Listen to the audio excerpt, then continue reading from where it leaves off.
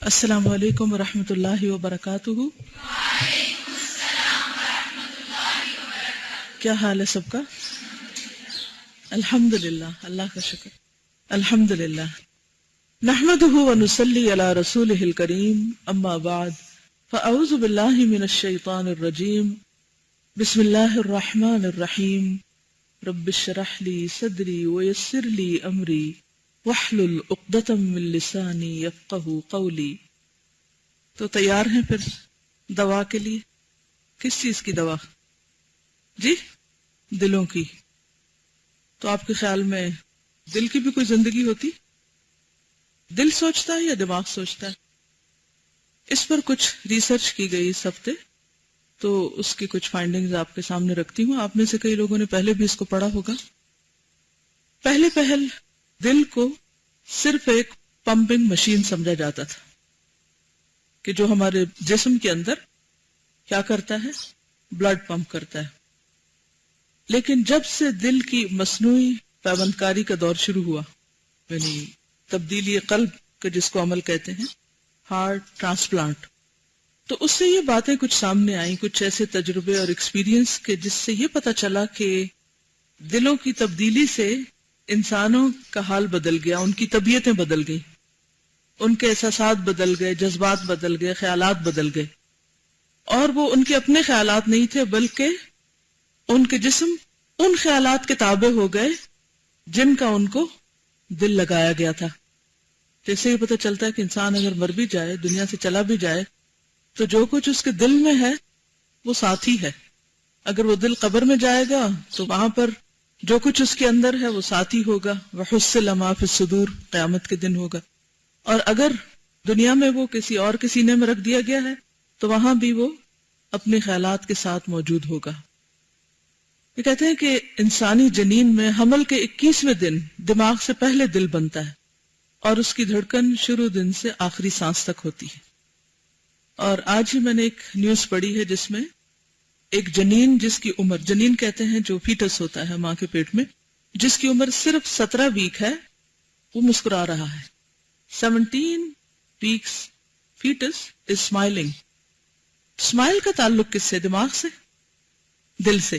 تو اس سے یہ پتہ چلتا ہے کہ اگر 17 ویک بچہ ماں کے پیٹ میں کسی بات پہ خوش ہو رہا ہے تو اس کا تعلق اس کے دل سے ہے۔ اور سب سے پہلی چیز جو انسان کے جسم میں حرکت کرتی ہے وہ دل ہی ہوتا ہے۔ بالکل ابتدائی سٹیج پہ اگر آپ دیکھیں تو وہ جگہ پھڑک رہی ہوتی ہے۔ اور سب سے آخری چیز جو ایک طرح سے کام کرنا چھوڑتی ہے لیونگ چیزوں میں سے، وہ بھی دل ہی ہے۔ کیونکہ اگر دماغ کام نہ کرے تو بھی مریض زندہ رہتے ہیں۔ ہاں، موت اس وقت آتی ہے جب دل کام کرنا چھوڑ دیتا ہے۔ کہتے ہیں کہ دل نیورونز کا ایک نیٹ ورک ہے جو ہارمون پیدا کرتا ہے اور تمام جسم کو کنٹرول کرتا ہے۔ اس میں یاد رکھنے، میموری، محسوس کرنے اور جذبات پر قابو پانے کی صلاحیت ہوتی ہے۔ دل کی ہر دھڑکن دماغ اور تمام جسم کو پیغام دیتی ہے، یعنی انیشیٹ دل کرتا ہے، پھر وہ برین کے ذریعے باقی ساری باڈی کو ٹرانسمٹ ہوتا ہے۔ یہ پیغامات الیکٹرو میگنیٹک سگنلز کی مانند ہوتے ہیں۔ الیکٹرو میگنیٹک سگنلز دل کے جذباتی سٹیٹس کے ساتھ، یعنی اگر دل کے اندر جذبات ہوں کسی بھی قسم کے، تو اس کے ساتھ ہی ان پیغامات کی نوعیت بھی تبدیل ہو جاتی ہے۔ جیسا دل ہوگا ویسے ہی سگنل جائیں گے۔ دل سوچنے اور سمجھنے میں مددگار ہوتا ہے۔ بہت سے ریسرچ کرنے والے اب یہ یقین رکھتے ہیں کہ دل ہی دماغ کی رہنمائی کرتا ہے، اور دل کا ہر سیل یادداشت رکھتا ہے، یعنی each and every cell of our heart has a memory، جس کے اندر وہ سب کچھ سٹور ہو رہا ہے۔ یہ آج کے سائنٹسٹ کہہ رہے ہیں، جبکہ قرآن بہت سال پہلے کیا فرما چکا؟ وَحُصِّلَ مَا فِي الصُّدُورِ، یعنی جو کچھ انسان کرتا ہے، جو کچھ سوچتا ہے، جو اس کی میموری میں ہے، وہ سب سینے کے اندر محفوظ ہے، اور قیامت کے دن کیا کیا جائے گا؟ وہ باہر لے آیا جائے گا، سامنے رکھ دیا جائے گا۔ ڈاکٹر شواس کہتے ہیں کہ ہماری ہسٹری سیل کے اندر ہوتی ہے۔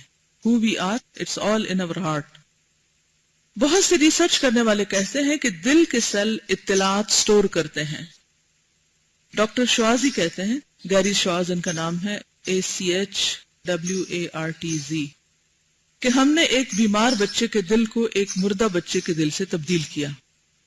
یہ بچہ ایک فوت ہو گیا تو اس کے دل کو ایک بیمار بچے کو لگا دیا گیا. مردہ بچے کی ماں کہتی ہے کہ میں جب بھی اس بچے کو گلے لگاتی ہوں جب زندہ ہے اس کے بچے کے ہارٹ کی وجہ سے، مجھے لگتا ہے میرا بچہ زندہ ہے اور یہ بچہ میرا ہی بچہ ہے. کہتے ہیں نا دل کو دل سے راہ ہوتی ہے، کیونکہ جو کچھ انسان کے دل پہ ہوتا ہے وہ چہروں پہ بھی آ جاتا ہے. وہ ہمارے احساسات اور جذبات، محبت و نفرتوں میں ڈھل کر وہ پھر ہمارے باڈی ایکشنز اور باڈی لینگویج پر اثر انداز ہوتا ہے اور ہمارے اندر سے خاص قسم کی وائبز آتی ہیں. اسی لیے آپ نے دیکھا ہوگا کہ جو لوگ آپ سے محبت کرتے ہیں وہ آپ کے قریب آئیں تو آپ کی فیلنگ ایک دم بدل جاتی، بنسبت ان لوگوں کے جو آپ سے نفرت کرتے ہیں تو ایک اور طرح کے سگنلز آپ کو ملتے. تو وہ سگنلز جو ہارٹ کے ہوتے ہیں وہ صرف انسان کے اپنے ہی اندر نہیں رہتے بلکہ وہ سگنلز باہر بھی منتقل ہوتے رہتے ہیں، یعنی باہر بھی اپنا کام کر رہے ہوتے ہیں. ایک چیز جو سامنے آتی ہے وہ یہ ہے کہ جن لوگوں کے مصنوعی دل لگائے گئے ان کی قوت احساس، فیلنگز اور محبت کرنے کی حس جاتی رہی. 11 اگست 2007 11 اگست 2007 واشنگٹن پوسٹ میں پیٹر ہارٹن کی کہانی شائع ہوئی جسے مصنوعی دل لگایا گیا تھا. وہ کہتا ہے کہ میری فیلنگز بدل گئی ہیں. میں نہیں جانتا کہ میں کس سے محبت کرتا ہوں اور کس سے نفرت، حتیٰ کہ میں اپنے پوتے پوتیوں کے لیے بھی کوئی جذبات نہیں رکھتا. بالکل ایسے ہی ہے کہ جن لوگوں کو آپ جانتے ہیں تو ان جاننے والوں کے لیے بھی جو آپ کے دل میں ان کے لیے جو فیلنگز ہوتی ہیں وہ ہر ایک کے لیولز ہیں. سب کے لیے برابر نہیں ہوتا آپ کا دل، ہر ایک کا ایک الگ مقام ہوتا ہے دل میں، اور وہ کس کے مطابق ہوتا ہے؟ اس شخص کی خوبیوں، اچھائیوں یا برائیوں یا اس کے رویے یا اس کے معاملے کے مطابق آپ اس کو جگہ دیتے ہیں اپنے دل میں. کسی کی قدردانی کرتے ہیں، کسی کی ناقدری، کسی سے محبت، کسی سے نفرت، کسی کے ساتھ کچھ بھی نہیں. تو آپ نے دیکھا ہوگا کہ عام طور پر اگر آپ کسی بھی کراؤڈ میں جائیں اور ان نون لوگوں کے بیچ میں، تو ان کے لیے آپ کے دل کے اندر کوئی بھی احساسات، جذبات نہیں ہوتے سوائے اس کے کہ ایک انسانی رشتہ ہوتا ہے. انسانیت کے ناطے آپ ان کے ساتھ ایک اچھا برتاؤ کرتے ہیں، ورنہ فیلنگز نہیں ہوتی، ایموشنز نہیں ہوتے کوئی خاص. تو اس شخص کا دل کا حال، چونکہ اس کو کسی اور کا دل لگایا گیا، لہٰذا اس کے اپنے ہی بچوں کے ساتھ احساسات باقی نہ رہے. ڈاکٹر پال پیئرسل کہتے ہیں دل محسوس کرتا ہے، یاد رکھتا ہے اور لوگوں کے دلوں سے رابطہ کرنے کے لیے تھرتھراتی لہریں ٹرانسمٹ کرتا ہے. اس کا ثبوت یہ ہے کہ جب آپ اچانک خوش یا اداس ہوتے ہیں تو آپ اپنا ہاتھ بغیر محسوس کیے سینے پر رکھتے ہیں، یعنی خود بخود، یعنی کسی سے فیتھفل ہونے کے لیے بھی آپ کا ہاتھ جو ہے وہ ناٹ کانشیسلی یا انٹینشنلی بلکہ انکانشیسلی آپ دل کی طرف. اسی طرح کوئی غم ہو، دکھ ہو تو اس میں بھی انسان دل تھام لیتا ہے. یہاں تک آپ نے محسوس کیا کہ اگر آپ کا کسی بھی شخص کے ساتھ قلبی تعلق ہو، جیسے ماں کا بچے کے ساتھ ہوتا ہے یا کسی بھی انسان کے ساتھ، تو آپ نے دیکھا ہوگا کہ بہت ڈسٹنس کے باوجود آپ اس کے دل کی حالت کو ایک طرح سے محسوس کرنے لگتے ہیں. آپ کو یوں لگتا ہے کہ جیسے دوسرا شخص آج خوش نہیں ہے یا وہ کسی تکلیف میں ہے. یہ کوئی غیب کا علم نہیں ہوتا، یہ دراصل اس کنیکشن کی وجہ سے ہوتا ہے کہ جو آپ کسی کے ساتھ رکھتے ہیں. بطور ثبوت ایک کہانی پر ان دلیلوں کا اختتام ہوتا ہے جو کہ ایک اخبار میں شائع ہوئی.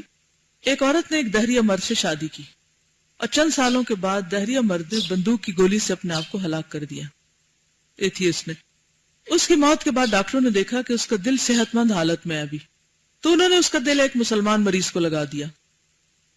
حادثاتی طور پر وہ شخص خودکشی کرنے والے شخص کی بیوہ سے ملا تو اسے محسوس ہوا کہ وہ مدت سے اس عورت کو جانتا ہے اور اس نے اظہار محبت کر دیا. حیرانی کی بات یہ کہ وہ مسلمان بھی دہریہ ہو گیا اور اس نے بھی اسی طریقے پر بندوق سے خودکشی کر کے اپنی زندگی کو ختم کر لیا. تو اس لیے الا ان فی الجسد مضغۃ اذا صلحت صلح الجسد کلہ واذا فسدت فسد الجسد کلہ. تو فسد الجسد یعنی اپنے آپ کو خود کل کرنا، خودکشی کرنا، وہ بھی کیا ہے؟ فسد الجسد، خود کو خود نقصان دینا، تکلیف دینا. بہرحال اس پس منظر میں اب آپ اپنے دلوں کا جائزہ لے لیں، ان کا حساب کتاب کر لیں اور ان کی اصلاح کر لیں. اصلاح کا سرا باہر سے نہیں، اندر سے پکڑیں، کیونکہ ہم اوپر اوپر سے تو اپنے آپ کو بہت سنوارتے رہتے ہیں لیکن اندر کو بھول جاتے ہیں. اندر کی اصلاح کی ضرورت ہے. اور اسی اندر کی اصلاح کے لیے یہ کتاب دوا ہے، دوائے شافی ہے۔ چلیے آج ہم قلب سلیم کے بارے میں پڑھتے ہیں کہ وہ کیسا ہوتا ہے، اور اپنے دل کا جائزہ لیجئے کہ کیا واقعی وہ قلب سلیم ہے یا نہیں۔ بات ہو رہی تھی ابراہیم علیہ السلام کی، ان الابرار لفی نعیم، یہ نعیم اور یہ جہیم دنیا میں بھی ہوتے ہیں۔ جب انسان نیک کام کرتا ہے تو اس کے دل کے اندر کیسا احساس ہوتا ہے؟ جیسے وہ نعمت میں ہے، اس کے پاس کچھ بھی نہ ہو تب بھی وہ خوشی محسوس کرتا ہے۔ اور اگر انسان اللہ کی نافرمانی کرتا ہے تو پھر اس کا دل جہیم بن جاتا ہے، اور یہ کیفیت دنیا میں بھی ہوتی ہے، برزخ میں بھی ہوگی، اور آخرت میں تو پھر اصل نعیم اور جہیم میں ہوگا انسان۔ ترجمہ ہے، بے شک نیکوکار لوگ مزے کی بہشت میں ہوں گے اور بدکار لوگ دوزخ میں۔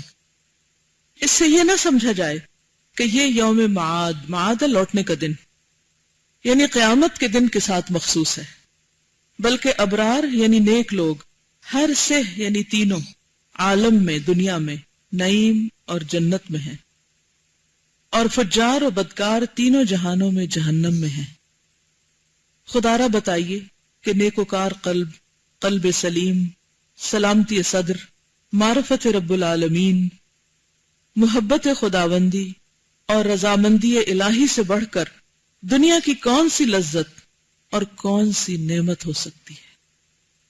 دنیا میں بھی انسان ایک طرح سے جنت پا لیتا ہے جب اس کے دل میں اللہ کی محبت ہر چیز سے بڑھ جاتی ہے۔ یہ ایک حقیقت ہے، چاہے ہم اس کو مانے یا نہ مانے، کہ غیر اللہ کی محبت ہمارے دلوں میں رنج و غم پیدا کرتی ہے۔ غیر اللہ میں کوئی بھی چیز ہو سکتی ہے اللہ کے سوا، چاہے وہ انسان ہو، چاہے وہ مال ہو، اولاد ہو، کوئی بھی ہو، ان سب کی محبت دکھ دیتی ہے۔ اس کے برعکس اللہ کی محبت باعث سکون ہوتی ہے، خوشی دیتی ہے۔ آپ جسمانی طور پر انتہائی تھکے ہوئے بھی ہوں، لیکن آپ کے اندر ایک خاص قسم کی خوشی ہوگی۔ باہر کا موسم کیسا بھی ہو، لیکن اندر ایک سرور ہوگا اور ایک اطمینان ہوگا۔ اس کا مزہ اور لطف وہی اٹھا سکتا ہے جس تجربے سے گزرا ہو، کہ جس کے دل میں اللہ کی محبت ہر چیز پر غالب آ گئی ہو۔ اور قلب سلیم کے سوا کوئی اور عیش ہے بھی؟ یعنی قلب سلیم، سلامت دل، یہ سلامتی صدر کا معنی بھی یعنی سینے کی سلامتی۔ خود اللہ تعالیٰ اپنے خلیل علیہ الصلاۃ والسلام یعنی ابراہیم علیہ السلام کی مدح اور توصیف میں اور سلامتی قلب کے بارے میں فرماتا ہے، اور نوح علیہ السلام کے طریق پر چلنے والوں میں سے ایک ابراہیم علیہ السلام تھے، جبکہ صاف قلب کے ساتھ اپنے پروردگار کی طرف رجوع ہوئے۔ کہاں گئے تھے وہ؟ جا کا مطلب ہوتا ہے نا آنا۔ کہاں گئے تھے؟ اللہ کی طرف رجوع کیا تھا، اللہ کی طرف پلٹے تھے۔ آپ کبھی جاتے ہیں اپنے رب کے پاس؟ کہاں؟ کیا آپ کے بارے میں بھی اللہ تعالیٰ یہ فرما سکتے ہیں اذ جاء ربہ بقلب سلیم؟ نیز اللہ تعالیٰ انہی کے قول کی نقل فرماتا ہے، یعنی اللہ سبحانہ وتعالیٰ نے ابراہیم علیہ السلام کے اس دل کا حال ابراہیم علیہ السلام ہی کے الفاظ میں بیان فرمایا ہے۔ اس دن نہ مال ہی کام آئے گا نہ بیٹے، مگر جو پاک قلب لے کر، قلب سلیم لے کر اللہ کے حضور میں حاضر ہوگا۔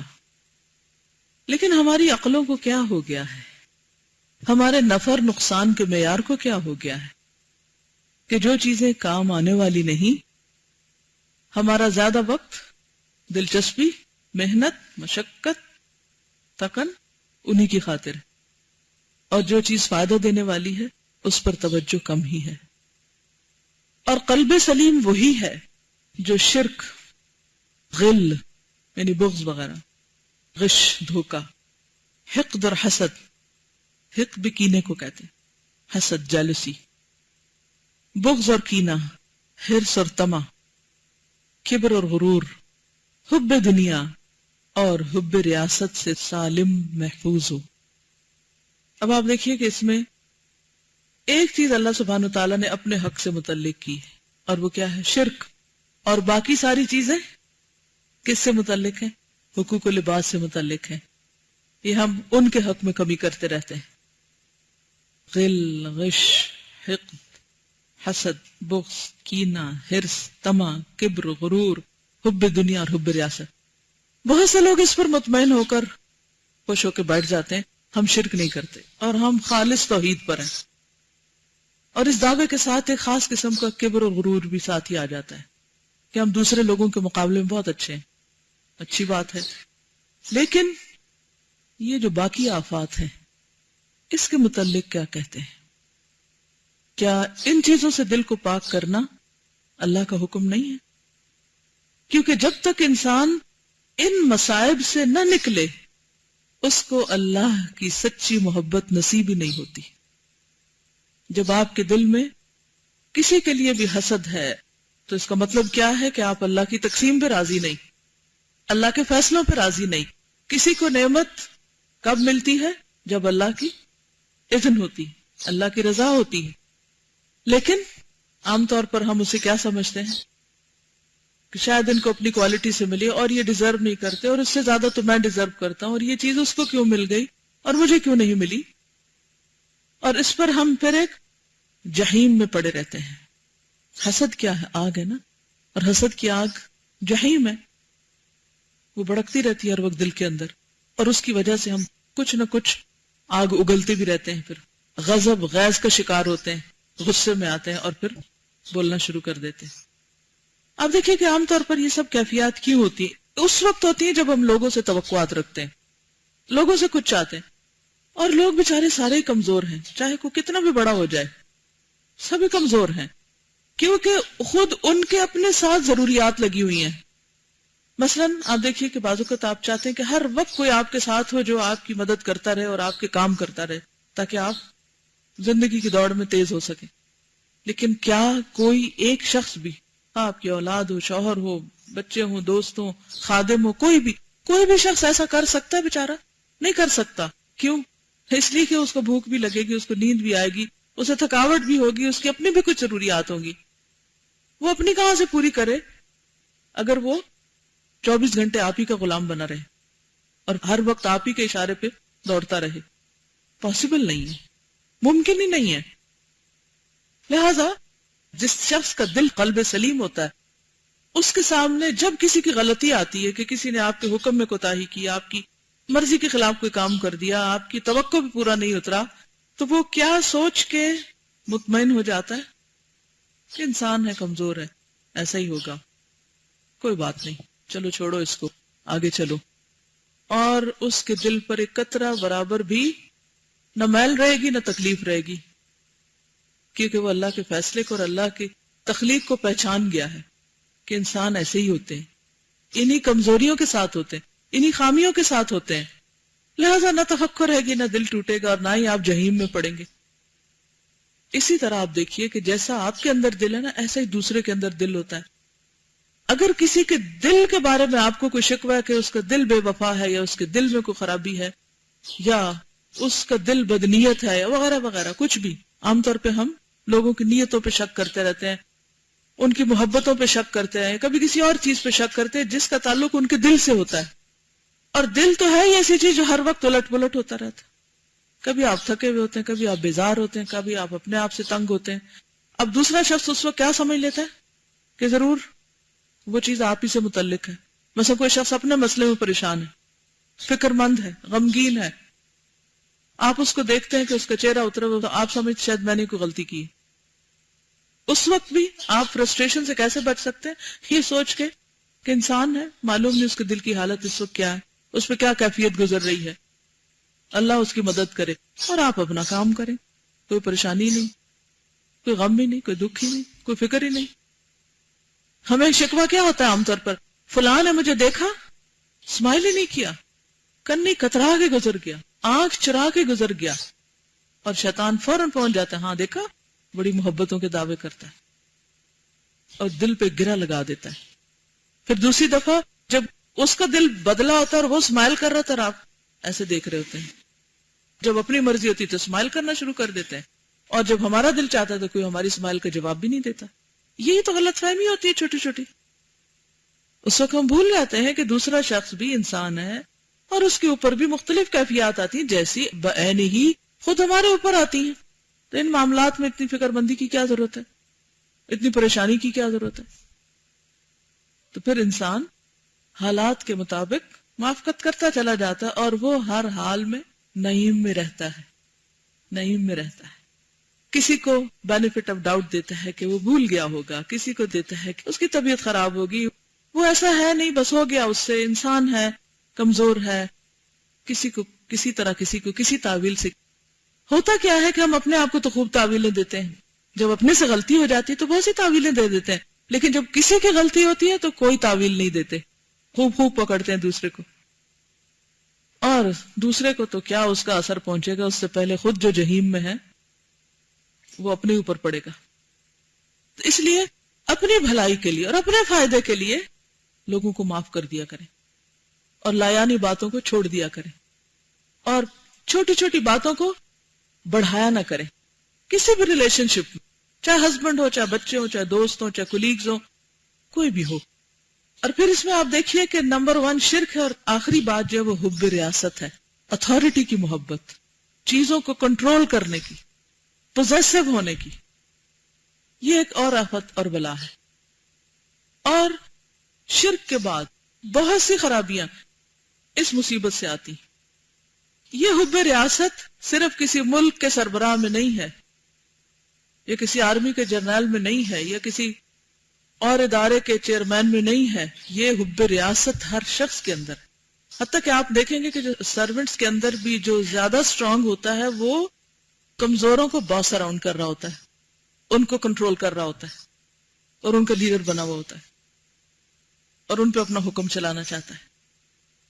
اسی طرح خواتین کے اندر کوٹ کوٹ کے بھری ہوئی چیز. ساس بہو کے سارے جھگڑے کہاں سے شروع ہوتے ہیں؟ یہاں سے شروع ہوتے ہیں, حب ریاست, کہ کنٹرول میرے ہاتھ میں رہے. ساس چاہتی ہے میرے ہاتھ میں رہے, بہو چاہتی ہے اب میری شادی ہوگی, یہ میرا گھر ہے, وہ کنٹرول میرے ہاتھ میں آ جائے.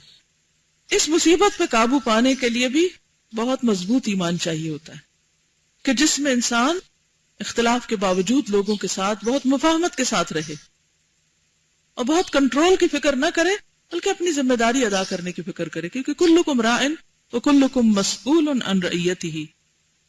اور اللہ سے خیر و بھلائی کی دعا انسان مانگتا رہے. اور آپ دیکھیں گے کہ بہت سی چیزیں جن کو آج ہم اتنی بڑی بلا سمجھتے ہیں, اتنی بڑی چیز سمجھتے ہیں, کچھ عرصے کے بعد ان کی کوئی بھی ویلیو نہیں ہوتی. جو خواتین شادی شدہ ہیں وہ سوچیں کہ جن گھروں میں وہ بیاہ کے گئی تھیں, کہاں ہے وہ گھر اب؟ جہاں آپ کے دل میں جہیم تھا کہ اس گھر کی اتھارٹی مجھے مل جائے. یا جنہوں نے بیٹوں کو بیایا ہے اور بہوؤں کو لے کر آئے, اور پہلے تو بہت چاہ پیار محبت لاڈ سے, اور پھر کچھ ہی عرصے کے بعد کولڈ وار شروع ہوئی, پھر وہ کولڈ ہاٹ میں تبدیل ہو گئی, اور پھر جنگ عظیم میں بدل گئی, حتیٰ کہ ملک و ریاست الگ ہو گئی. کیا ہوا اس کا؟ چھوڑ کے چلے گئے, سب ریاست چھوڑ کے چلے گئے, اور جو ہے انہوں نے بھی چلے جانا ہے. اور یہ اس وقت ہوتا ہے جب انسان کے سامنے کوئی اور بڑا مقصد نہیں ہوتا. اس کے سامنے مقصد بس اس کا گھر ہی ہے, یا اس کی چند چیزیں ہی ہیں کہ جن کو وہ اپنے کنٹرول میں لینا چاہتا ہے. دنیا میں بہت سے ایسے لوگوں کو دیکھا گیا ہے کہ جو بہوؤں کو کچن میں پھٹکنے نہیں دیتے تھے. کچن جو ہے وہ کنٹرول ہے پورے گھر کا. اگر یہ ہاتھ سے نکل گیا تو سمجھو سب کچھ گیا, کیونکہ وہ شکم کی خواہشات جو ہیں وہ بھی ساتھ ہی ہیں نا, تو وہ اس کو اور زیادہ سٹرونگ کر دیتی ہیں اس ریاست کو کنٹرول کرنے کو. اور پھر کیا ہوا؟ دیکھتے ہی دیکھتے سب کچھ یا بیماری کی شکل میں, یا موت کی شکل میں, یا کسی اور ہم و غم کی وجہ سے سب ریاست چلی گئی ہاتھ سے, اور انہی بہوؤں کے محتاج ہو گئے جن کو پاس نہیں پٹکنے دیتے تھے, جن کو مرضی سے زائد کھانا لینے کی اجازت نہیں تھی, اب انہی کے ہاتھوں سے کھانا کھا رہے ہیں, اور انہی سے پانی کو ترستے ہیں کہ وہ پلائیں تو پی سکتے ہیں. یہ اکثریت کا حال ہے. یہ مثالیں روز دیکھتے ہیں آپ, لیکن کوئی سبق نہیں لیتا ان سے.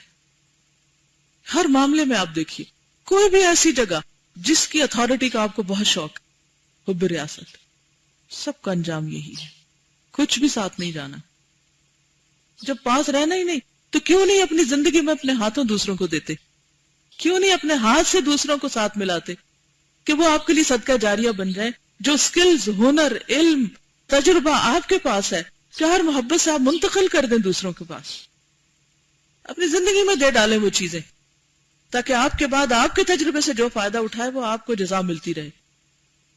اس کا تعلق صرف دین کے علم سے نہیں ہے، اس کا تعلق ہر اچھے نفع مند علم سے ہے، چاہے وہ گھر چلانے کا علم کیوں نہ ہو۔ تو بات یہ ہے کہ جب اللہ کی محبت دل میں آتی ہے تو پھر ایسی چیزوں کو کنٹرول کرنے سے زیادہ شوق ہوتا ہے اللہ سے ملاقات کا۔ تو انسان شکر کرتا ہے کہ کوئی اور اتھارٹی لے لے اور ذمہ داری لے لے اور مجھے تھوڑی فرصت ملے کہ میں کچھ اور اللہ کی محبت کے کام کروں جن سے اللہ کی محبت حاصل ہو۔ پھر انسان کا توجہ اور دھیان بڑھ جاتا ہے، ورنہ شیطان مسلسل وہی چیزیں انسان کے لیے رائی کا پہاڑ بنا بنا کے دکھاتا ہے۔ تو ایسا دل ہر آفت، ہر مصیبت اور ابتلا سے محفوظ ہے، اللہ تعالیٰ سے دور رکھنے والی باتوں سے محفوظ ہے، کیونکہ کسی اور چیز میں ایسی اٹریکشن ہے ہی نہیں کہ وہ اس کو غافل کرے، وہ اپنی طرف کھینچ لے جائے۔ اللہ کی خبروں کے خلاف جو شبہات پیدا ہوتے ہیں، انہیں اللہ تعالیٰ کے احکامات یا جو کچھ اللہ نے فرمایا ان کے بارے میں اگر ڈاؤٹس آتے ہیں ان سے بھی محفوظ ہو جاتا ہے۔ ان شہوات اور خواہشات سے محفوظ ہے جو احکام الہی کے خلاف ابھرتی ہیں، ان ارادوں سے محفوظ ہے جو مراد الہی کے خلاف اقدام کرنے پر مجبور کرتے ہیں، یعنی اللہ کی مرضی، مراد الہی سے مراد اللہ کی مرضی، اللہ کی مرضی کے خلاف اقدام کرنے پہ مجبور کرتے ہیں، کیونکہ دل محفوظ ہے نا تو وہ چیز آ ہی نہیں رہی۔ اور ہر راہزن سے محفوظ ہے۔ راہزن کون ہوتا ہے؟ ڈاکو، چور، جو رشتہ الہی کو توڑ سکتا ہے، کیونکہ وہ محفوظ دل ہے نا، سلیم ہے، بند ہے، وہ چور ڈاکو سے دور ہے۔ یہ قلب اور ایسا قلب دنیا میں بھی جنت میں ہے اور برزخ میں بھی جنت میں اور قیامت کے دن بھی جنت میں۔ قلب کی سلامتی ان 5 چیزوں کے بغیر تکمیل کو نہیں پہنچ سکتی۔ یعنی قلب سلیم کب ہوتا ہے؟ جب یہ 5 چیزیں: نمبر 1، شرک سے محفوظ ہو، شرک توحید الہی کے خلاف ہے۔ نمبر 2، سنت نبوی کے خلاف جو بدعات ہیں ان سے محفوظ ہو، یعنی ہر وہ چیز جو سنت سے ثابت نہیں انسان اس کو چھوڑتا جائے دین کے معاملات میں۔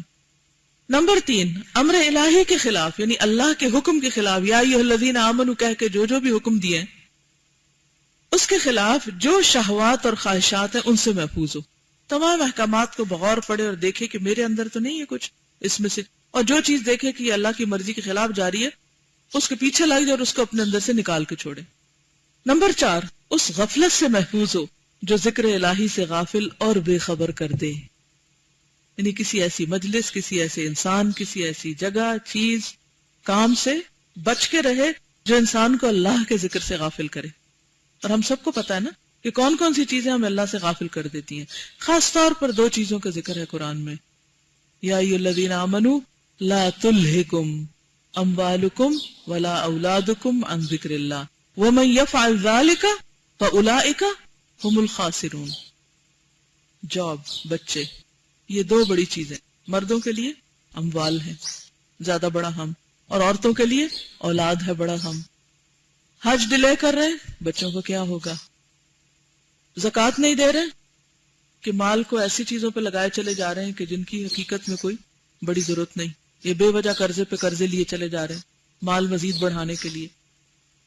تو ہر شخص کی کوئی نہ کوئی کمزوری ہوتی، اور ہر شخص خود جان سکتا ہے کہ کون سی چیز ہے، کون سی جگہ ہے، کون سا کام ہے، کون سا موقع ہے جس سے میں پھسلتی ہوں۔ خود اپنے آپ کو چیک کریں، کیا چیز آپ کو اللہ سے غافل کرتی؟ ہو سکتا ہے آپ کو کمپیوٹر ہی ہو سکتا ہے ٹیلی فون ہو سکتا ہے کوئی کتاب ہو سکتا ہے کوئی انسان ہو۔ کون سی ایسی چیز ہے کہ جس میں آپ مشغول ہوتے ہیں تو آپ کی نماز لیٹ ہو جاتی ہے؟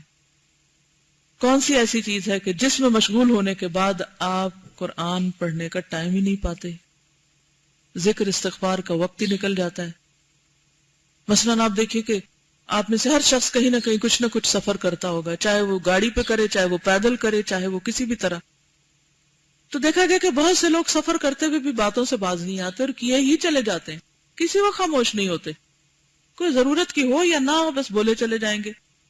اب ذکر کب ہوگا؟ نہ گھر میں وقت ہے، نہ کہیں سفر پہ وقت ہے، نہ کہیں کسی وقت ہے ہی نہیں.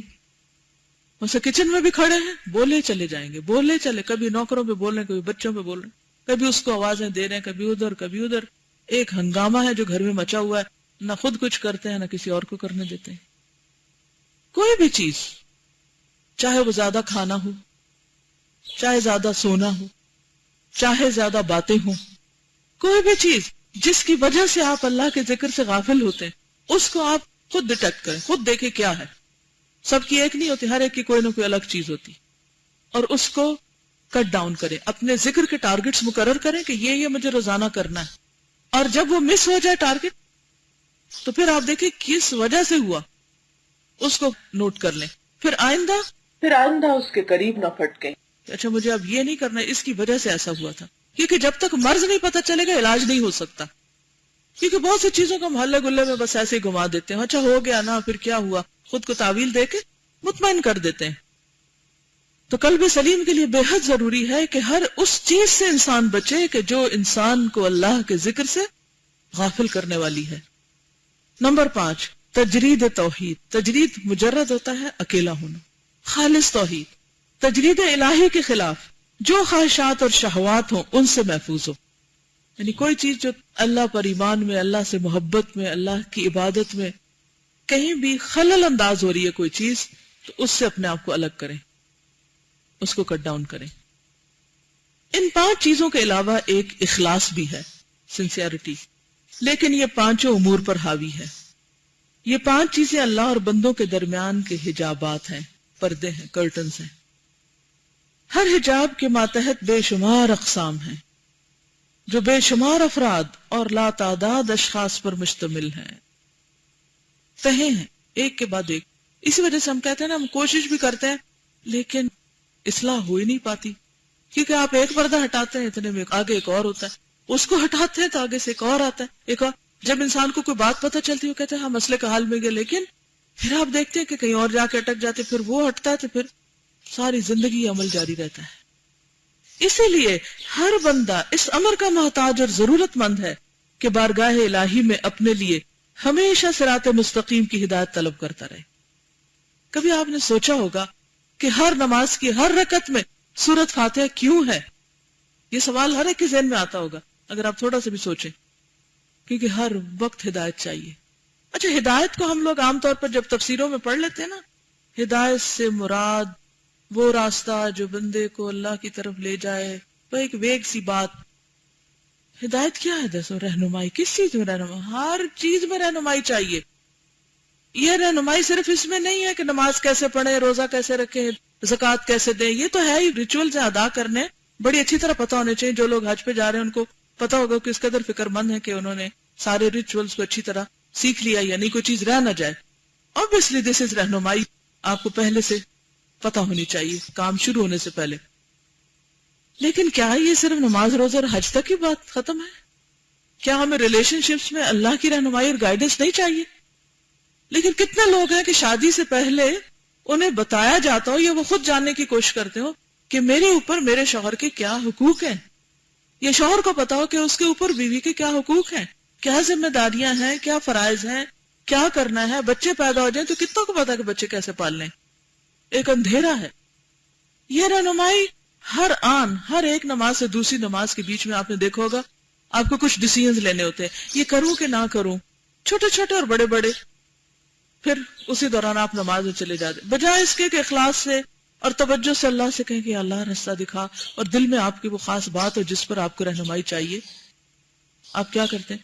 خود اپنے طور پر ہی کوئی حل نکالتے رہتے ہیں اور بالکل سورۃ فاتحہ سے الگ ہو کے ایک اور ہی گھون چکر میں پڑے ہوئے ہوتے ہیں اور انہی باتوں کو سوچ رہے ہوتے ہیں اور منہ سے کہہ رہے ہیں اہدنا الصراط المستقیم، لیکن دل میں کوئی طلب تڑپ ہے ہی نہیں کہ اہدنا الصراط المستقیم. کیونکہ ہم نے صراط مستقیم کو ایبسٹریکٹ سی چیز سمجھا ہوا ہے، وہ ایک ہے راستہ جو بس کہیں ہوگا، کوئی اشارہ قائد اعظم ہوگی یا کوئی موٹر وے ہوگا اور بس وہ جنت تک پہنچا دیتا ہے.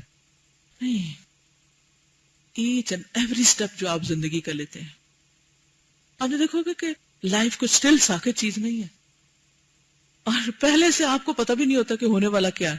ہر وقت ان پلانڈ ان ایکسپیکٹڈ چیزیں آتی ہی رہتی ہیں. آپ جتنے مرضی ٹائم ٹیبل بنا لیں, جتنے مرضی آپ ٹارگٹس رکھ لیں, ان سب کے باوجود اتنی ان ایکسپیکٹڈ چیزیں آتی ہیں کہ آپ پھر سوچتے ہیں اچھا اب کیا کروں, اب یہ جو آگے میں نے تو یہ سوچا ہوا تھا, اب وہاں اکھڑ کھڑے ہوتے ہیں, یہ سوچا ہوا تھا اب یہ تو یہ ہو گیا, اب کیا کروں, پتہ نہیں یہ کروں کہ وہ کروں, یہ کرنا زیادہ ثواب کا کام ہے یہ وہ کرنا.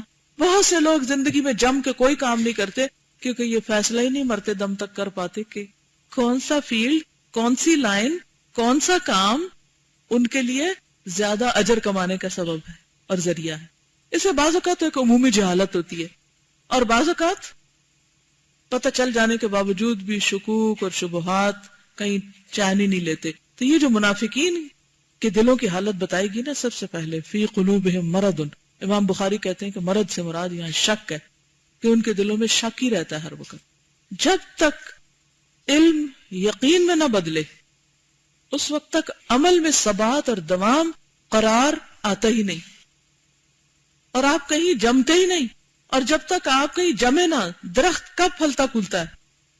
جب وہ جمتا ہے, اس کی جڑیں پھر مضبوط ہوتی ہیں اور اس کے اوپر بھی بہار آتی ہے. تو آپ بھی جب تک یثبت اللہ الذین آمنوا بالقول الثابت فی الحیات الدنیا وفی الآخرہ, جب تک یہاں جم کے نہیں اللہ کی اطاعت کے لیے شرع صدر سے کام کرتے, آندھیوں طوفانوں رکاوٹوں مخالفتوں کے باوجود, اس وقت تک پھر آگے بھی جا کے استقامت نہیں ہوگی, وہاں بھی ڈاما ڈولی ہوگا انسان. تو بہت ضروری ہے کہ انسان کیا کرے, ان حجابات کو ہٹانے میں اللہ کی مدد طلب کرے. کہ حجاب اصل میں کیا ہے نا, کہ مثلا اس وقت میں یہ چیزیں دیکھ رہی ہوں, اگر یہ میرے سامنے ہے تو میں کہوں گی اچھا یہ ہو سکتا ہے, یہ وہ ہو سکتا ہے, یہ ایسا ہی. جب ہٹے گا تو بالکل کلیئر چیز نظر آئے گی اور مجھے پتہ چل جائے گا کہ یہ چیز کیوں ہے یہاں. تو دنیا میں کتنی بھی چیزیں ہیں, کتنے بھی لوگ ہیں, کتنے بھی کام ہیں, ان سب کے بارے میں مجھے کیا کرنا چاہیے, کون سی چیز کو پہلے کرنا چاہیے, کون سے کام کو کب کرنا چاہیے, یہ سب حکمت سے تعلق رکھتی ہیں چیزیں. اور حکمت کس کو ملتی ہے, کون دیتا ہے؟ یؤتی الحکمت من یشاء ومن یؤت الحکمت فقد اوتی خیرا کثیرا. اور حکمت کیا ہے؟ رائٹ ٹائم پہ رائٹ کام, جو کام جس وقت کرنا چاہیے اس وقت وہ کیا جائے. اور یہ کیسے ملتی ہے یہ وزڈم؟ یہ اللہ سے مانگنے سے ملتی ہے. اور جب ہر نماز میں آپ یکسوئی سے کہتے ہیں نا اہدنا الصراط المستقیم, اور اس وقت جب صراط مستقیم بولے تو آپ کے دل میں کیا ہو, وہ رنج, ہم, غم, وہ انڈیسائسونیس جس کے اوپر آپ کوئی فیصلہ نہیں کر پا رہے کہ دائیں جاؤں کہ بائیں جاؤں, سیدھی چلوں کہ پیچھے پلٹوں, وہ پھر اللہ سے مانگ لے کہ اللہ اس سے مجھے حکمت دے دے کہ میں اس کام کو بہتر طریقے سے کیسے کروں. اور جس دن یہ حکمت آ گئی, آپ کا ہر کام اتنا خوبصورت ہو جائے گا, اتنا بہترین ہو جائے گا. اور اس بہترین کام کی وجہ سے, احسن عمل کی وجہ سے آپ کے اندر کیا پیدا ہو جائے گا؟ نعیم, اندر ایک خاص قسم کی خوشی, اطمینان اور سکون پیدا ہو جائے گا, ایک ٹھہراؤ آ جائے گا. آپ اس بے چینی کی کیفیت سے باہر نکلیں.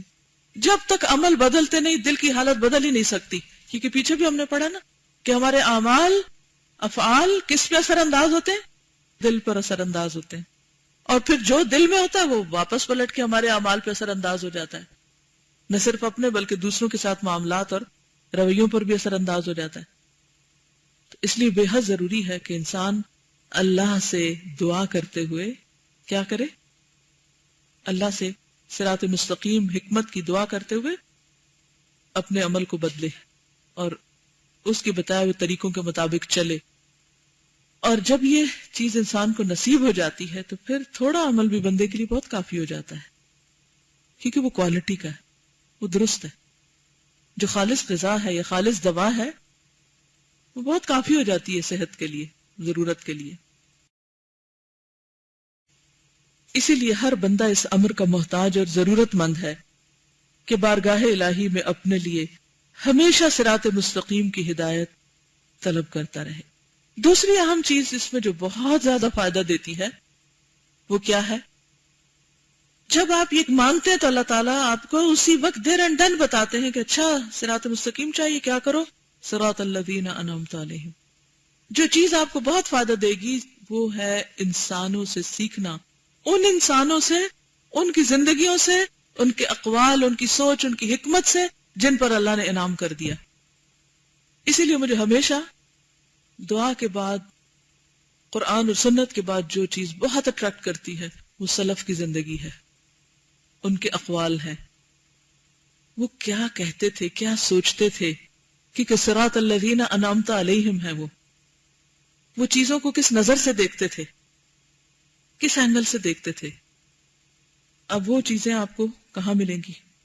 جہاں سے بھی ملے وہ حکمت کے موتی، وہ ڈھونڈتے رہیں، کیونکہ واقعی جن لوگوں پر اللہ نے انعام کیا اور جن کے دلوں میں نعیم رکھی، ان کے دلوں پر حکمت القاء کر دی گئی، وہ پھر چیزوں کو ایسی نظر سے دیکھتے ہیں جس نظر سے کوئی دوسرا دیکھتا ہی نہیں، ان کے اوپر بہت سے دروازے کھل جاتے ہیں۔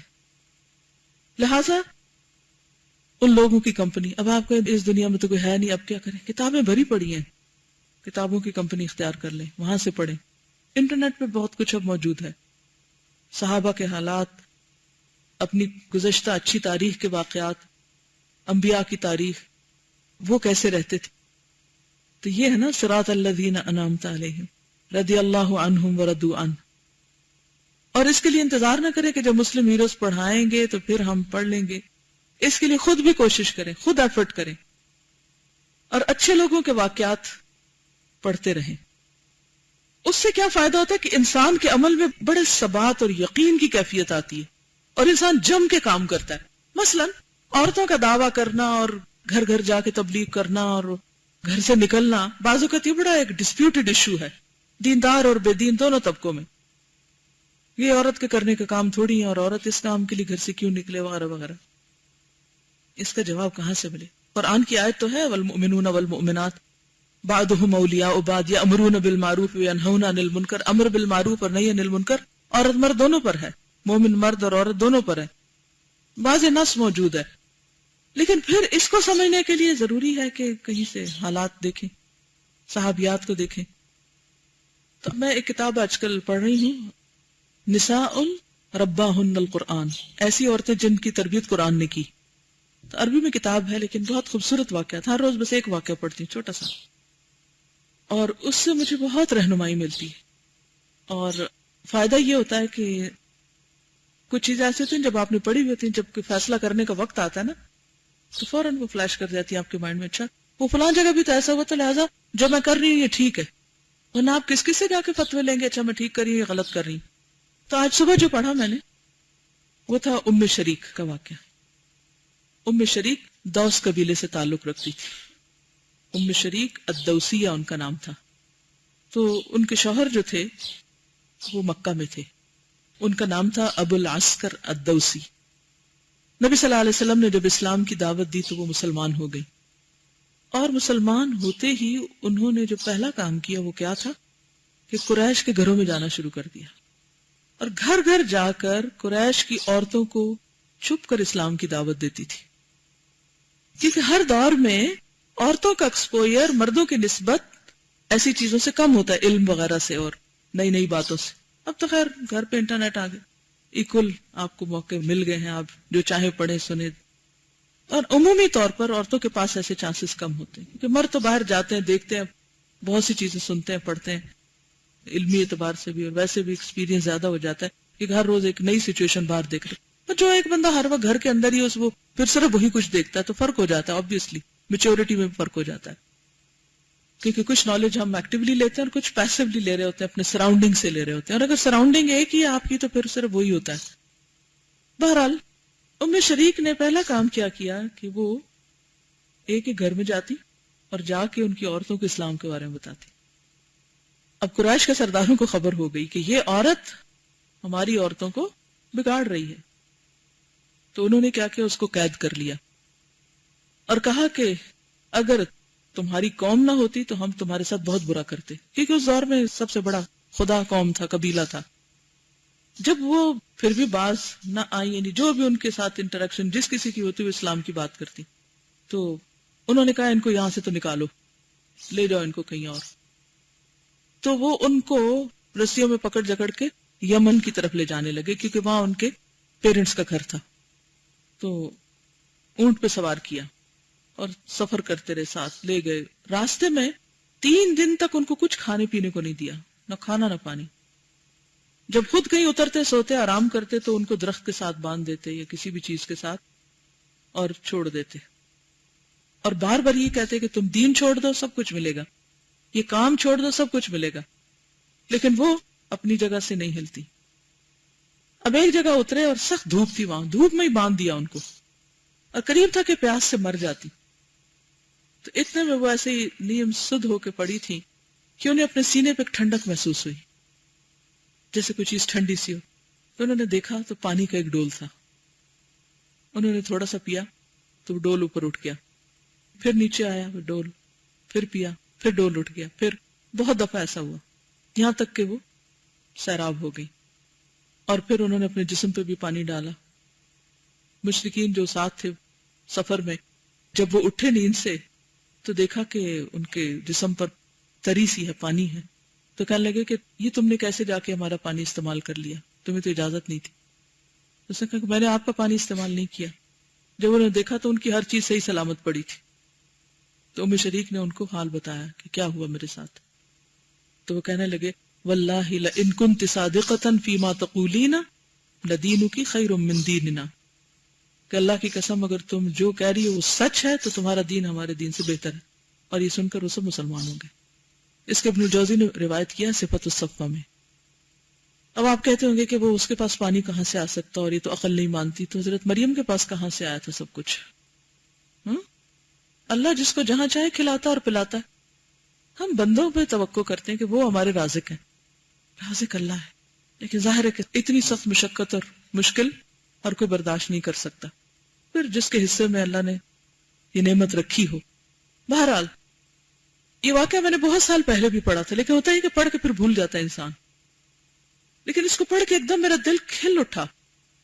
اور وہ کیا تھا کہ اگر ہم عورتیں بیچاریاں کوشش کر رہے ہیں کہ کسی طرح لوگوں کو فائدہ پہنچ جائے، اور اس کے لیے ہم اپنے وقت میں سے اپنی سارے فرائض پورے کر کے، شوہروں اور بچوں اور گھروں اور ہر ایک کی ذمہ داریاں پوری کر کے، پھر جو اپنا پرسنل وقت ہے جس میں ہم صرف بازاروں میں پھر سکتے ہیں یا اچھے اچھے کپڑے پہن کے ادھر ادھر سیر کر سکتے ہیں یا پھر سو سکتے ہیں، اس وقت کو نکال کے کاٹ کے اگر ہم اللہ کے دین کی خدمت میں لگا رہے ہیں تو انشاءاللہ اگر ہم اس راستے میں تھکتے ہیں تو اللہ ہماری دنیا کی ضروریات بھی پوری کرے گا اور آخرت کی بھی انشاءاللہ کرے گا.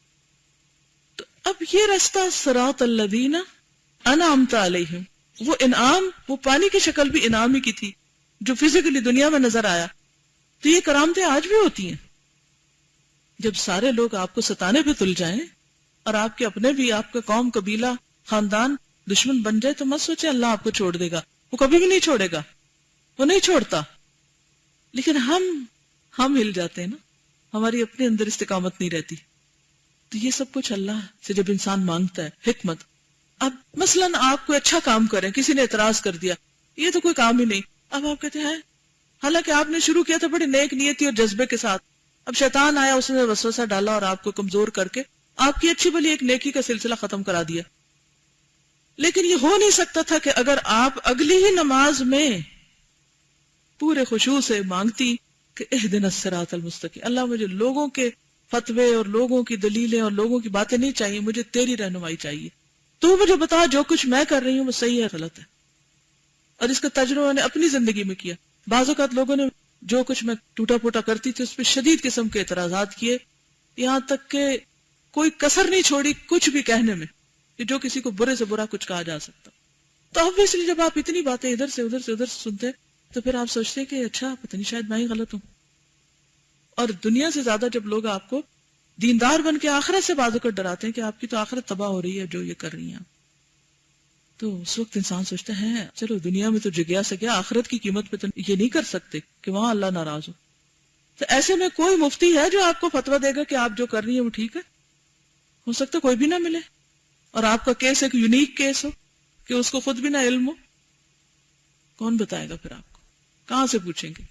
اللہ سے پوچھیں، اللہ سے مانگیں گے اور مسلسل مانگتے رہے حتیٰ کہ شرح صدر ہو جائے اور جہیم نعیم میں بدل جائے. اس وقت تک چین نہ آئے جب تک یہاں نعیم نہ آ جائے، اور جو آپ کر رہے ہیں اسے پورے یقین اور پورے شرح صدر کے ساتھ نہ کرنا شروع کر دیں.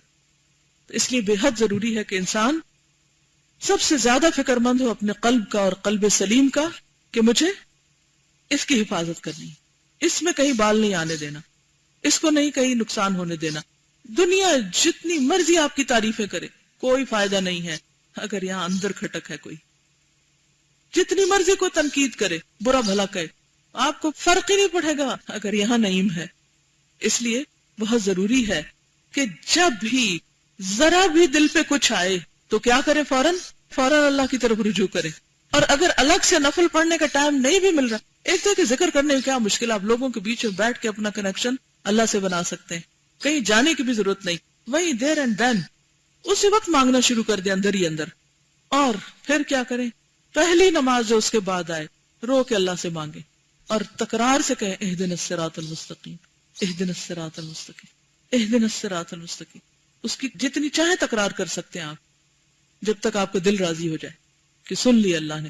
پھر جب آپ رکوع پہ جائیں عاجزی سے استغفار کریں, اور جب کھڑے ہوں تو کیا یقین سے کہیں سمع اللہ لمن حمدہ, سمع اللہ لمن حمدہ.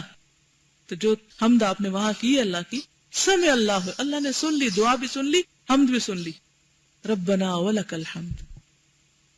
تو انشاءاللہ جتنا جتنا آپ کا اللہ سے تعلق مضبوط ہوتا جائے گا اسی قدر آپ کو نیکی کے کاموں پر یقین, جماؤ اور استقرار نصیب ہوگا انشاءاللہ. اور پھر آہستہ آہستہ آپ لوگوں سے بالکل بے نیاز ہو جائیں گے. کون آپ کو شاباش دیتا اور کون آپ پہ تنقید کرتا ہے اور کون آپ کے ساتھ کیا رویہ اور کیا معاملہ کر رہا ہے, یہ ان کا اخلاق ہے, ان کا طریقہ ہے, وہ انہیں کو ساجے.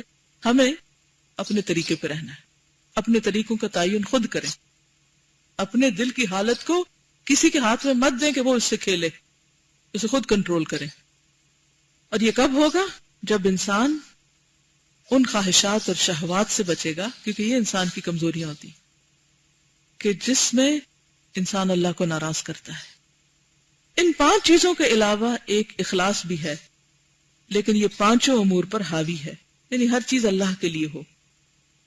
اور پھر وہ صراط مستقیم کی بات کرتے ہوئے کہتے ہیں کہ بندے جس قدر اس دعا کے محتاج ہیں کسی چیز کے نہیں, اور جس قدر یہ دعا بندوں کے لیے مفید ہے کوئی اور دعا مفید نہیں, کیونکہ اگر صحیح طریقہ صحیح رستہ مل گیا تو آپ منزل پہ پہنچ کر ہی رہیں گے. کیونکہ صراط مستقیم بہت سے علوم, بے شمار ارادوں اور لا تعداد ان لمیٹڈ ظاہری اور باطنی یعنی چھپے ہوئے اندر کے اعمال اور ترک اور اجتناب کے بے شمار امور پر مشتمل ہے. یعنی صراط مستقیم کا تعلق صرف ریچول سے نہیں ہے یا ان کے طریقے جاننے سے نہیں ہے, اس کا تعلق کس کس سے ہے, بہت سے علوم سے بھی ہے, ارادوں سے بھی ہے, ظاہری اعمال سے بھی ہے کہ ان کا طریقہ ٹھیک ہو, اور باطنی اعمال, دل کے اعمال, اور بہت سی چیزوں کو چھوڑنے اور ان سے بچنے سے بھی ہے کہ چھوڑیں کہ نہ چھوڑیں. بعض اوقات انسان چھوڑتے چھوڑتے حلال کو بھی چھوڑ بیٹھتا ہے, اور بعض اوقات انسان شبہ میں حرام میں بھی جا پڑتا ہے. تو یہ کیفیات بندوں پر ہمہ وقت طاری رہتی ہیں, ہر وقت انسان کسی نہ کسی کیفیت سے گزر رہا ہوتا ہے. کیونکہ جب انسان اپنے اوپر نظر رکھے ہوتا ہے نا, تو اس کا حال کیا ہوتا ہے کہ وہ اپنے دل کی طرف متوجہ رہتا ہے کہ اچھا اب میں کیا سوچ رہا ہوں اور یہ کیا ہو رہا ہے, اور تو اس میں پھر انسان فوراً اپنے رب سے کہتا ہے کہ اللہم اہد قلبی, اللہ میرے دل کو ہدایت دے دے اور اس کو سیدھے رستے پہ لگائے رکھ. اور اللہ کا وعدہ ہوا من یؤمن باللہ یہد قلبہ, کسی بھی مشکل میں, وہ صرف کسی کے فوت ہو جانے کی مصیبت نہیں, کسی بھی مشکل وقت میں من یؤمن باللہ, اللہ پہ اعتماد کا اظہار کر دے انسان, یہد قلبہ, اللہ اس کو ایسی بات سجھائے گا کہ دل ٹھنڈا ہو جائے گا اور غم رہے گا ہی نہیں. اس صراط مستقیم کی تفصیلات بندے کبھی نہیں سمجھ سکتے, یعنی جتنی مرضی تفسیر کر لو یہ ڈیٹیلز کوئی نہیں بتا سکتا, قطعاً نہیں سمجھ سکتے. کبھی ایسا بھی ہوتا ہے کہ جس قدر تفصیلات بندوں کو معلوم ہوتی ہیں ان سے کہیں زیادہ وہ بے خبر ہوتے ہیں جو معلوم ہوتی ہیں. ان میں سے بھی بہت سی چیزوں پر قادر اور قابو یافتہ نہیں ہوتے, اور پھر بندے ان چیزوں کا ارادہ کرنے کے بعد بھی بسا اوقات عمل سے قاصر رہتے. پتہ بھی چل گیا کہ ٹھیک کیا ہے, کرنا کیا ہے, ارادہ بھی کر لیا پھر بھی نہیں کر پائے.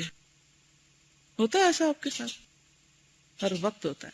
عمل اگر کر لیا بڑے خوش ہو جاتے ہیں کہ نہیں میں تو کر لیتی ہوں جو میں سوچتی ہوں, تو پھر شرائط اخلاص پوری نہیں ہوتی, اخلاص کی شرائط پوری نہیں ہوتی. اور اگر شرائط اخلاص بھی موجود ہیں, یعنی خالصتاً اللہ کے لیے کیا ہے, تو پھر اللہ اور اللہ کے رسول کی پوری طرح مطابقت نہیں پائی جاتی، وہ طریقہ پوری طرح ٹھیک نہیں ہوتا.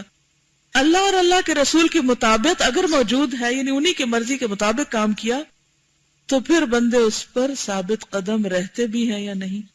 ایک دفعہ کر لیا اور آئندہ پھر ہمیشہ کے لیے غائب، کتنی مشکل میں ہے. تو پھر مدد تو ہر دم چاہیے نا. ایاک نعبد و ایاک نستعین، تیری مدد کے بغیر عبادت ممکن نہیں. یہ تمام باتیں پیش آتی ہیں اور ساری مخلوق لازمی طور پر ان چیزوں سے دوچار ہوتی ہے. سب دوچار ہوتے ہیں. یہ صرف آپ کے ساتھ نہیں، ہر ایک کے ساتھ ہوتا ہے. کوئی اس کو نوٹس کرتا ہے اور کوئی پرواہ بھی نہیں کرتے. وہ کہتے ہیں اتنی ڈیٹیل میں جانے کی کیا ضرورت ہے. دنیا کے معاملے میں چھوٹی سی چیز بھی خریدنی ہو، کیا کیا دیکھتے ہیں اس میں. اور خاص طور پر اب انٹرنیٹ پہ جو خریداری ہوتی ہے، یہاں تو شکر ہے یہ وبا کم ہے. جن ملکوں میں ہے وہ گھنٹوں بیٹھے رہتے ہیں ایک جراب خریدنے کے لیے، یہ بچے کا ایک ناپی خریدنے کے لیے. یس لٹرلی اس کا سائز یہ ہے، اس کی لمبی لمبی ڈسکرپشنز پڑھتے رہتے ہیں کہ اس کے اندر کیا کیا ملے گا آپ کو. پھر ریٹ چیک کرتے رہتے ہیں، یہ کتنے کا، یہ کتنے کا، اور بے شمار اور بلائیں ساتھ. دنیا کے معاملے میں اتنے میٹیکولسلی کام کرتے ہیں، لیکن جب دین کی بات آئے تو دل ہر خرابی سے بھرا ہوا تو کہتے ہیں اللہ غفور رحیم، فکر کی کیا ضرورت ہے. وہ اتنی چھوٹی چھوٹی باتوں پہ نہیں پکڑے گا. یہ بھول جاتے ہیں کہ ہر چھوٹی بات کسی اور چھوٹی سے مل کے ایک کڑی بنائے ہوئے ہے. وہ چھوٹی الگ سے چھوٹی نہیں ہے کہ جسے آپ چھوٹی سمجھ کے چھوڑ دیں. یہ تمام موانع کی جمع رکاوٹیں جو روک دیتی معنی سے، لازمی طور پر پیش آتے ہیں، لیکن کسی کو کم اور کسی کو زیادہ. یہ ظاہر ہے کہ انسانی یعنی طبیعتوں میں جو ہدایت ودیت کی گئی، یعنی رکھ دی گئی ہے بطور امانت، وہ ان تمام چیزوں پر قابو نہیں پا سکتی، کیونکہ اللہ نے ہمارے اندر بھی ہدایت رکھی. فَأَلْهَمَهَا فُجُورَهَا وَتَقْوَاهَا، آلریڈی تقویٰ ہے اندر، لیکن وہ اناف نہیں ہے، کافی نہیں ہے کہ جس سے ہم اپنی خرابیوں پر، فجور پر قابو پا سکیں. بلکہ اگر انسان کو طبیعتوں پر چھوڑ دیا جائے تو خود طبیعتیں ان چیزوں کی تحصیل اور تکمیل میں رکاوٹیں ڈال دیتی ہیں. یعنی اگر انسان اپنے حال پہ ان کو چھوڑ دے تو خود اپنے اندر سے نفس ان کو کرنے نہیں دے گا. چنانچہ طبیعتوں کی کج روی نے، ٹیڑے پن نے منافقوں کو غلط راہ پہ ڈال دیا.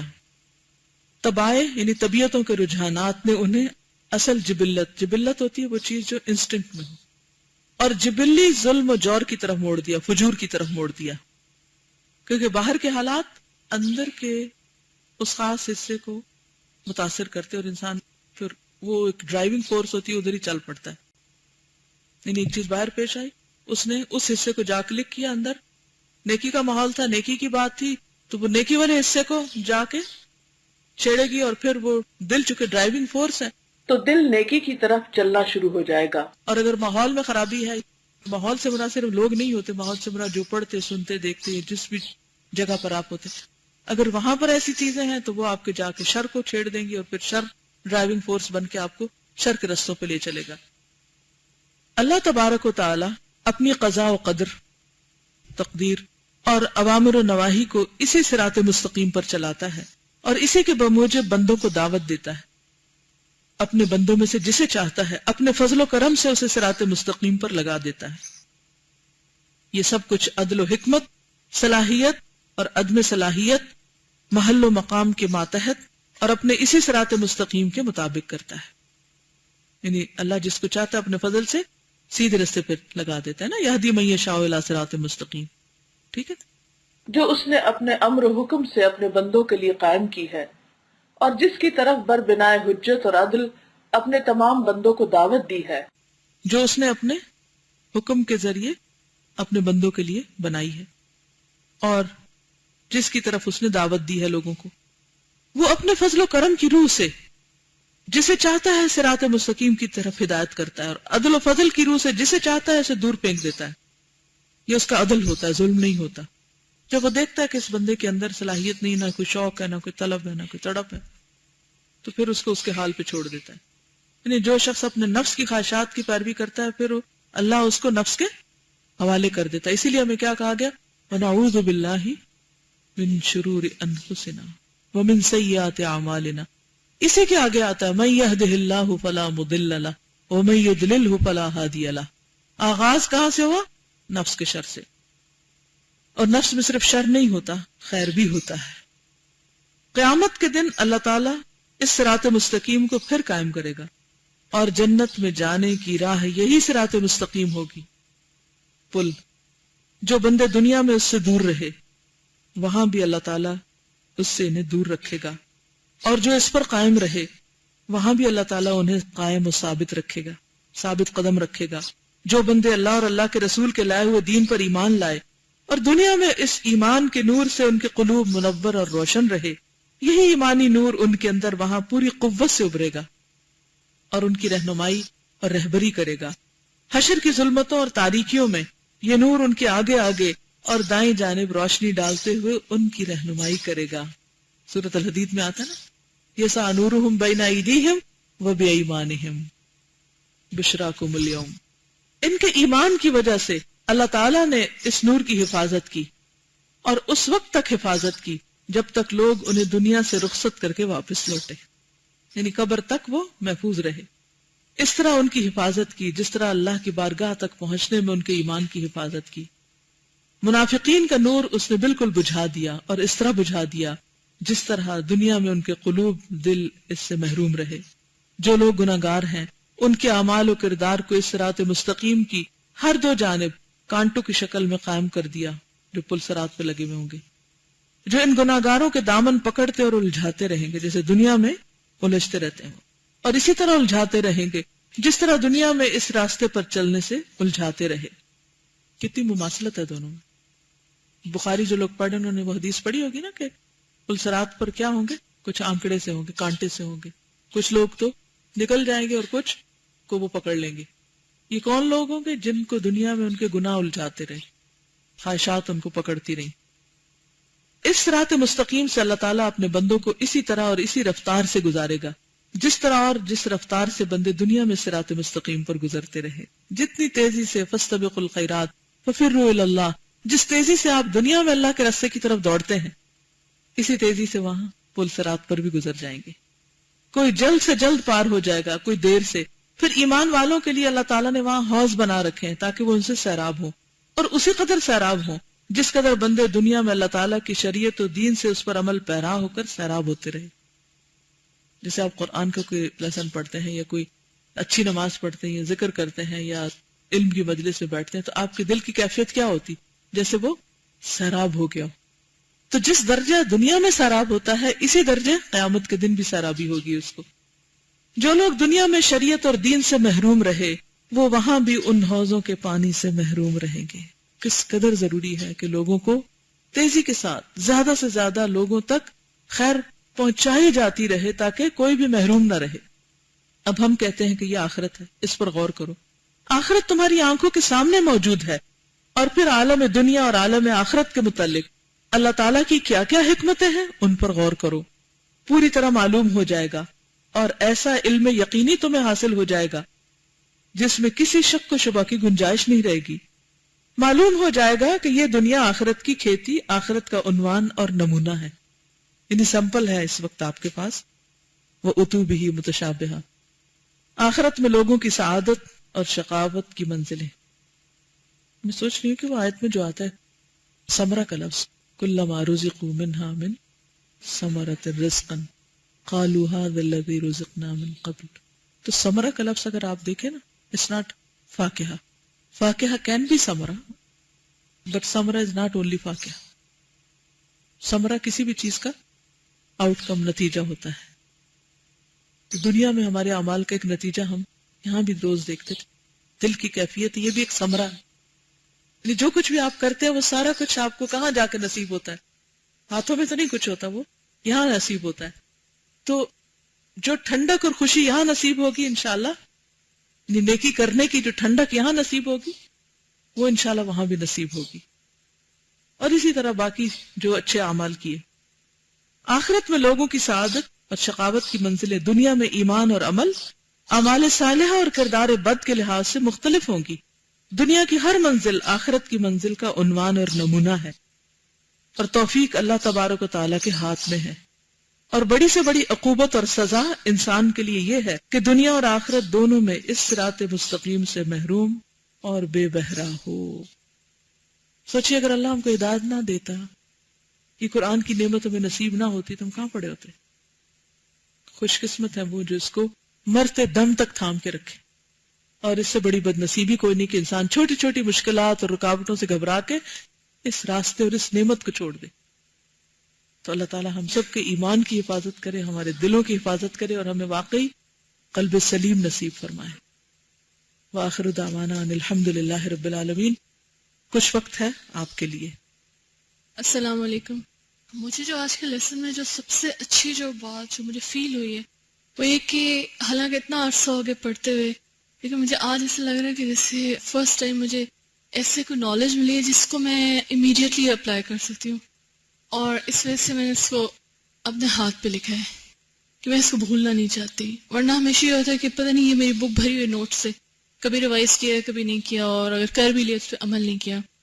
آج مجھے شدت سے احساس ہوا ہے کہ جو ہمارا جو مسنگ لنک ہے نا، جیسے وہ ایک ہم سائنس میں پڑھتے تھے پروڈکٹیو سائیکل بناتے تھے، پہلے پیوپا ہے، پھر اس میں سے یہ ایمرج ہوا ہے، پھر یہ بنا، پھر یہ پورا وہ ایک سائیکل ہوتا تھا. اور اگر اس میں کسی ایک سٹیپ پہ ہی وہ اگر اس کی ہلاکت ہو گئی تو پھر وہ آگے سائیکل نہیں چلتا.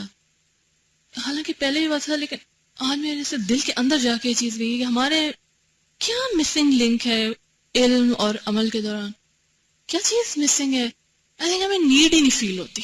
ہمیں لگتا ہے کہ ہماری نیڈ فلفل ہوگی، ہم نے جان لیا، ہم نے لکھ لیا، کتاب بند، بیگ میں ڈالی، اگلی چیز کا پیریڈ آ گیا.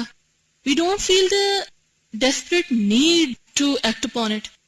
جب وہ نیڈ رائز ہوتی ہے پھر انسان اس کو ہاتھ پہ جہاں بھی دل پہ کسی کا دماغ اچھا ہے دل میں رکھ کے فوراً اس پہ ایکٹ کر لے. وہ جب ایکٹ کر لے گا تو وہ تب اس کا علم یقین بنے گا، وہ اس کو ایکسپیرینس کرے گا، اور پھر وہ چیز مزید علم، مزید عمل، اینڈ پھر لوگوں کو کنوے کرنا. It's all a cycle.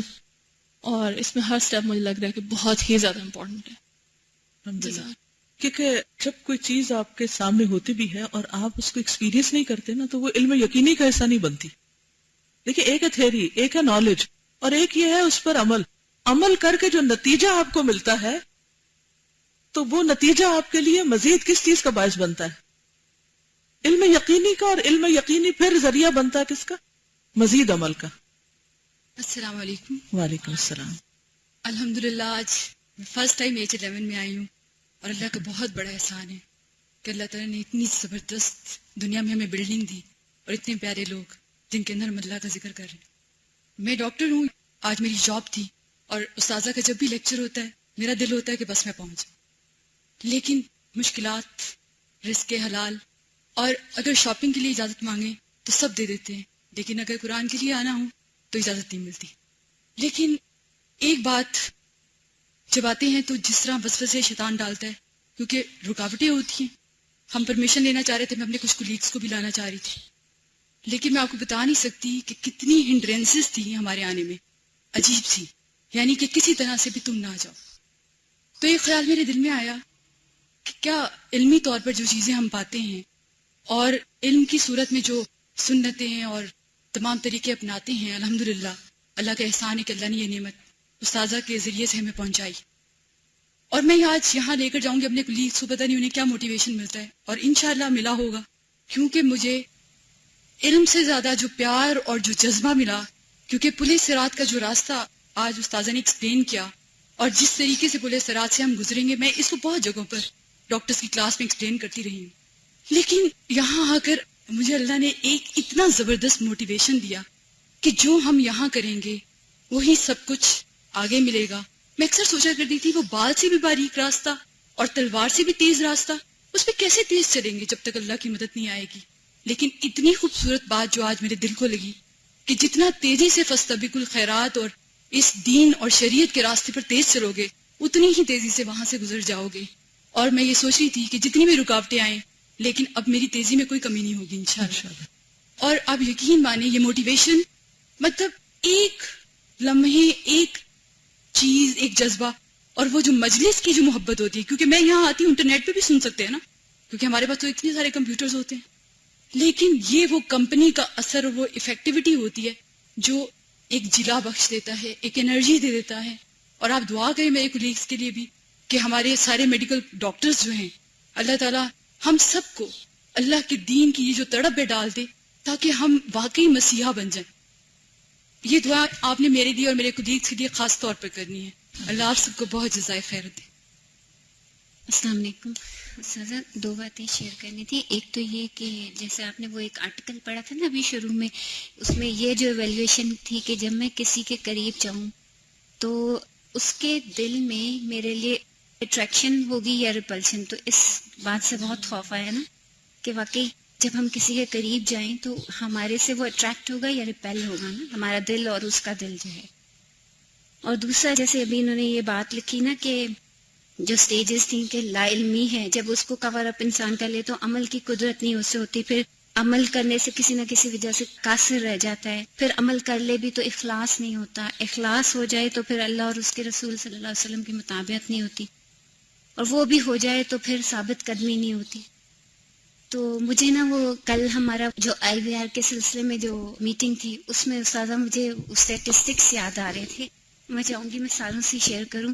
ہم نے جو رمضان موبائل پورٹل بنایا تھا اس پہ کچھ علودہ کا کنٹینٹ تھا اور کچھ دوسرا کنٹینٹ تھا. جو علودہ کا کنٹینٹ تھا اس میں تو تفسیر تھی استاذہ کی اور دعاز تھیں اور رمضان کے پروگرامز تھے, اور جو دوسرا کنٹینٹ جو تھا جس میں قوالی تھی اور حمد و نعت تھی اور اس طرح کی اور چیزیں تھیں, تو وہ ہمیں بتا رہے تھے کہ الہدا کا کنٹینٹ جو ہے وہ 20% یوز ہوا ہے, اور باقی جو سب سے زیادہ وہ بتا رہے تھے ہٹس آئی ہیں نا وہ قوالیوں پہ آئی ہیں.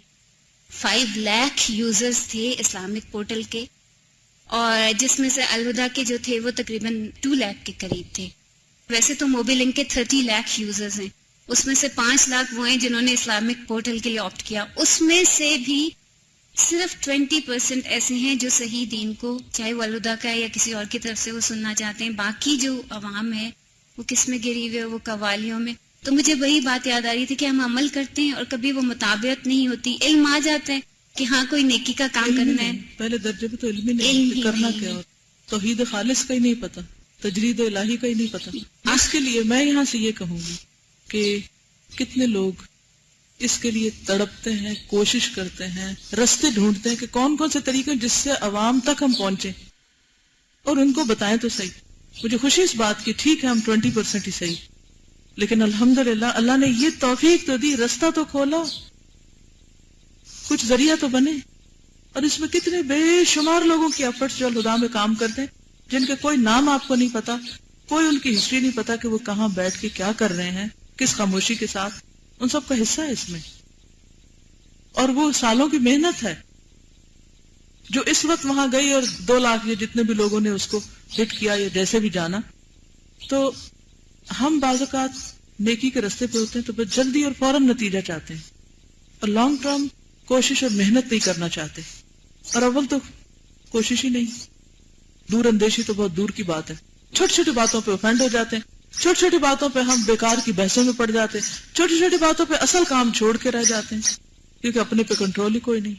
ہم سوچتے نہیں کہ ہمارا ایک ایک لمحہ قیمتی ہے, اور اگر ہم بیکار کام میں لگا رہے ہیں تو لازماً کارآمد چیز چھوٹ رہی ہے ہم سے. السلام علیکم ورحمۃ اللہ وبرکاتہ. استاذہ جی مجھے بہت اچھا لگ رہا ہے, فیلنگز میں بیان نہیں کر پا رہی. قرآن پاک پڑھا تھا تب سے اب تک الحمدللہ, جب بھی کچھ سنتے ہیں آپ سے اور روح میں اترتا ہے, بہت اچھا لگتا ہے, بہت تڑپ جاگتی ہے. اور تھوڑا سا میں ٹائم لوں گی کہ جب ہم پریکٹیکل لائف میں ہوتے ہیں, سوشل ایکٹیویٹیز ہوتی ہیں, دنیا داری میں ہوتے ہیں, ایک سے دوسرا تیسرا ہم کام کرتے رہتے ہیں, خوشی سے سارے گھر والے بھی بتاتے ہیں یہ وہاں بھی جاتی ہے, یہ وہاں بھی جاتی ہے, یہ بھی کرتی ہے, یہ رات کو بھی کرتی ہے, اتنے گھنٹے کام کرتی ہے, بہت خوش ہوتے ہیں. لیکن جب ہم جا رہے ہوتے ہیں, ایک ٹریک چینج ہوتا ہے بالکل, تو ظاہر ہے رخ بدلتا ہے تو حالات بھی بدل جاتے ہیں. تو دیکھنے والوں نے بھی دیکھا الحمدللہ. اگر میں ایک بندے سے ملی ہوں تو میں اسی حوالے سے ملی ہوں, اور اگر میں 100 بندے سے ملی ہوں تب بھی.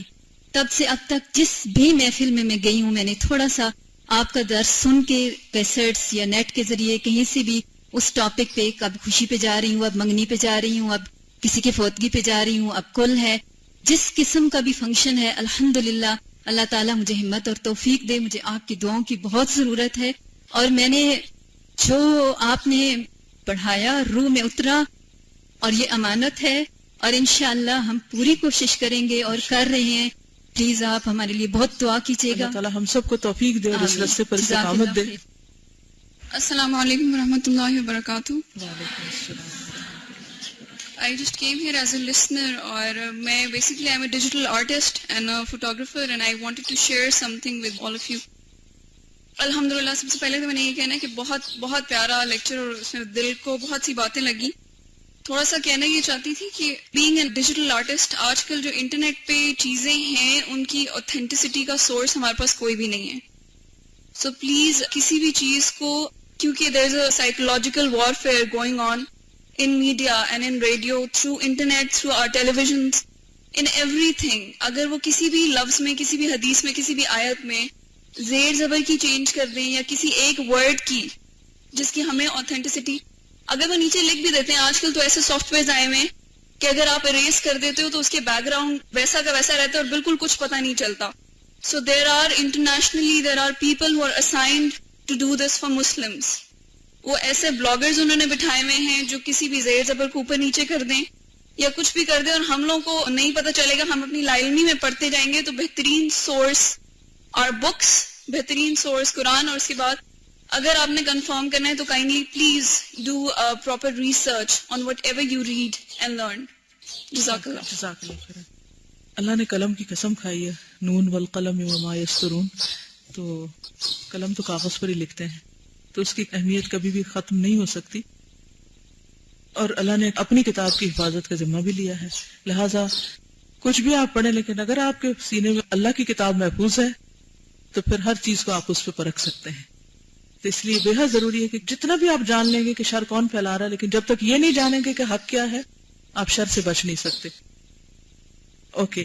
سبحانک اللہم و بحمدک نشہد ان لا الہ الا انت نستغفرک و نتوب الیک. السلام علیکم ورحمۃ اللہ وبرکاتہ.